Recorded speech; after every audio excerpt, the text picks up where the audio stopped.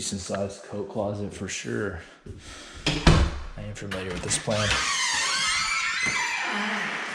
You know, all the squeaking from the hinges, it's too easy to take care of. I don't want that to be like a turn off or anything, because this floor plan is badass.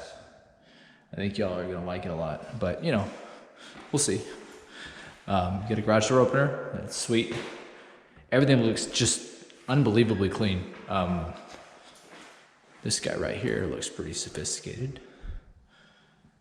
Okay, looks like it has an add-on. Either that or it's a brand new unit that's digital in that sense with the LED lights.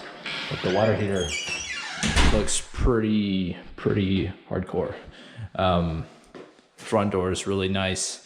Here's the side bedroom hallway, you could say, with the bathroom. This one also has a double vanity, which is cool. So most, you know, minor bathrooms, you'll just see one sink in there. Well, this one's different, and in a good way. You get the full tile surround backsplash around the tub. It's the same as what's on the floor, so it matches, but you know, maybe a little bit more blend. But you have a good sized medicine cabinet or storage closet here in the bathroom. I mean, these shelves go back probably at least, oh, that's a good 18, no, it's more like 20 to 24 inches. And there's a lot of space, and it goes far beyond the door frame. Here are the bedrooms in no particular order. This is probably the smallest one by far, although compensates by having what looks to be a slightly bigger closet. No, it's about the same size. Just kidding.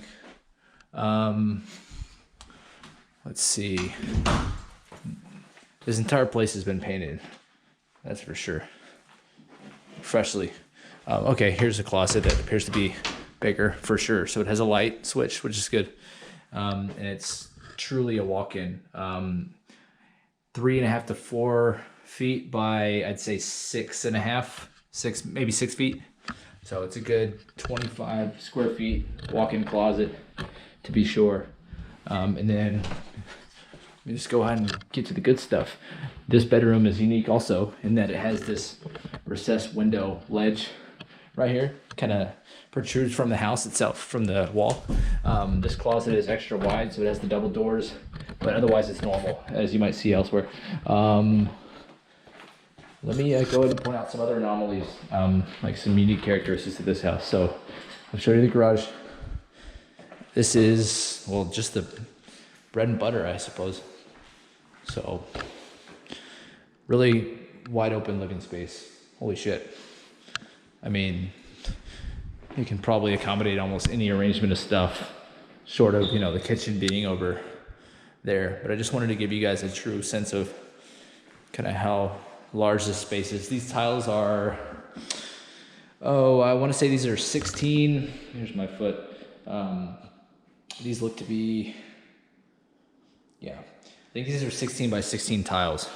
They don't look quite as big to be 18 by 18. So that's just a reference for you guys. If you press pause, and you can kind of gauge like the width of this dining area off to the side here.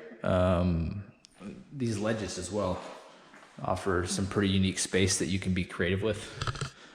They just have it staged with books and pillows and shit. But lets in lots of light. That's the main takeaway, honestly. Like, that's something whenever I have dealt with a buyer or somebody who already owns a Saratoga home from one of these floor plans with all the windows that they used to place in these. I think they still do a lot of the same stuff. They're just amazed at the amount of light that comes into the house. And so it's, you know, it's a great thing. Certainly can be. Never any shortage of natural light. Now the master suite, of course. Last but not least. This might be one thing you don't like. However, it's probably a lot easier and cheaper to address than you might think. There's no light here in this little alcove that goes into the, or atrium, whatever you want to call it, goes into the master. So here's another one of those windows that's recessed, or not recessed. It's more protruding from the house.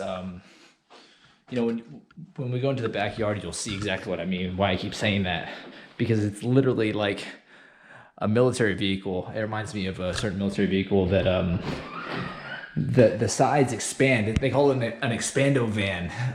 You know, the sides expand out so that there's like additional seating and like wider like aisles and stuff for people to like go in there and, you know, use as a operations center, but mobile, like in a big ass like Hummer looking thing. Anyways, this is the walk-in closet. These are 12 by 12 tiles, FYI, in case you need to get a measurement. I want to be very precise here. It's a different tile, looks somewhat same, but not really, a little darker. And then this bathroom is extremely long. It's unique in the sense that this tub is really shallow. I mean, it sits really low, but I kind of like how low profile it is. It's not like they were shorting you type of thing. It's just kind of the way it is, their style. And then here's the walk-in shower. I mean, all of this looks extremely clean.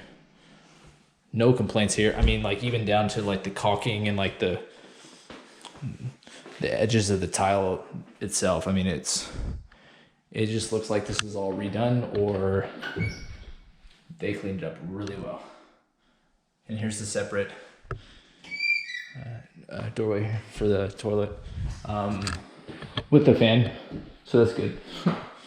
And there's the double doors for the bathroom. It's more like a, I don't know, looks type of thing. So back out to the main area. There's a couple of lights, actually just one that's burned out. One of these that's recessed. That's too easy. Actually, that's just one of those beaker shaped bulbs that I have some in my car. Here's the backyard. So this patio is not like the biggest thing, but it is long. And that protrusion you see coming up here, yep, that's that window coming out of the master.